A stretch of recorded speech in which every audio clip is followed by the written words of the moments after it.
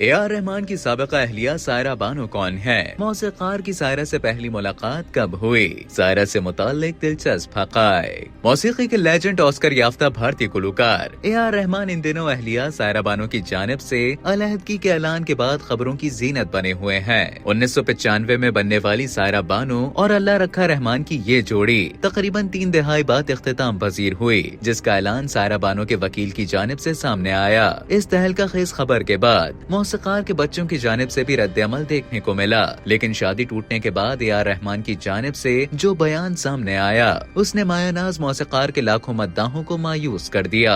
गुलकार ने अपनी पोस्ट में लिखा कि हमने उम्मीद की थी कि हम 30 बरस के संगे मील तक पहुँचेंगे, मगर बज़ाहिर हर चीज की इंतहा होती है। यहाँ तक के खुदा का अर्श भी टूटे दिलों के बोझ से कांप सकता है। फिर भी इस टूट फूट में हम मायने तलाश करते हैं, चाहे टुकड़े दोबारा अपनी जगह ना पा सके। आप ए.आर. रहमान की जिंदगी के बारे में तो बहुत कुछ जानते हैं, लेकिन क्या आपको मालूम है कि उनकी साबिका अहलिया सायरा बानो कौन है? मौसीकार की उनसे शादी कैसे हुई? आइए आपको सायरा बानो के बारे में वो दिलचस्प हक़ाइक़ बताते हैं जिनसे शायद आप अब तक ना वाकिफ हैं। सायरा बानो दिसंबर 1973 में गुजरात में पैदा हुई। अपर मिडिल क्लास से ताल्लुक रखने वाली सायरा बानो अपने फलाही और समाजी कामों के लिए मशहूर है और अक्सर कम्युनिटी डेवलपमेंट, सेहत और तालीम की हिमायत करने वाले गैर मुनाफा बख्श इदारों को अतियात देती है। सायरा बानो की शादी की बात करें तो ए.आर. रहमान के साथ ये उनकी अरेंज मैरिज थी। एक इंटरव्यू में गुलकार और मौसीकार ए.आर. रहमान ने इंकशाफ किया था कि उनकी वालिदा और बहन ने पहली बार सायरा को चेन्नई में सूफी बुजुर्ग के मजार पर देखा था